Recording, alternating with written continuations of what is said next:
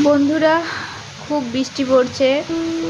এই কদিন আবার প্রচুর বৃষ্টি, ঠান্ডা ঠান্ডা, ঠান্ডা থেকে গরম, গরম ঠান্ডা করতে করতে বৃষ্টি।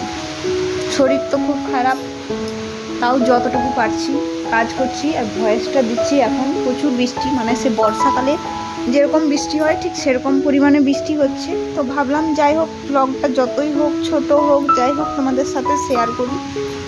তো এই যে বাসনগুলো দেখছো বসে বসে মেজে নিচ্ছি, আর মুখ চোখ পুরো ঢুকে গেছে, একদম শুকিয়ে গেছে, মানে কি বলবো, লোক দেখে বলবে কত বছর যেন খায়নি। আর বাইরেটা দেখো, বৃষ্টিটা পড়ছিল, এখন একটু থেমেছে। আর এই যে ভয়েসটা দিচ্ছি, এখন প্রচুর বৃষ্টি হচ্ছে, মানে আওয়াজ শুনতে পাচ্ছ কিনা জানি না, প্রচুর প্রচুর বৃষ্টি হচ্ছে। গাছগুলো জলে ধুয়ে পুরো চকচক চকচক করছে, দেখছো গোটা চারপাশটা ভিজে আছে কীরকম। তো ভাবলাম তোমাদের সাথে একটু শেয়ার করি। আর এদিকে বাসন টাসন মাজামাজি কমপ্লিট করে নেবো, তারপরে ভাত বসাবো। আর কী কী রান্নায় থাকবে সেগুলো দেখবে। কিছুক্ষণ বসেছিলাম, চা বিস্কিট খেলাম, একটু টিফিন করলাম, তারপরে যে ভাত বসিয়েছি। আর দিকে বাঁধাকপি আলু টমেটো দিয়ে একটা তরকারি করছি। আর আমার একদম কি বলবো, রিচ মশলা একদম খেতে ইচ্ছে করছে না, তো হালকা মশলা দিয়ে রান্না করছি।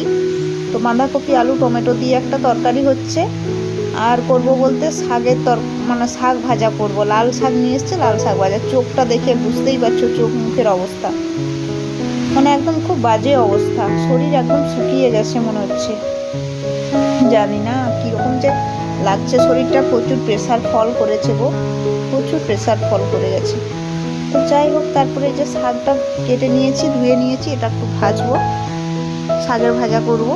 আমার শাক খেতে খুব ভালো লাগে, সে যাই শাক হোক না কেন, শাক হলেই হলো, মানে মনে হয় শাক হলে আর আমার কোনো কিছু লাগবে না।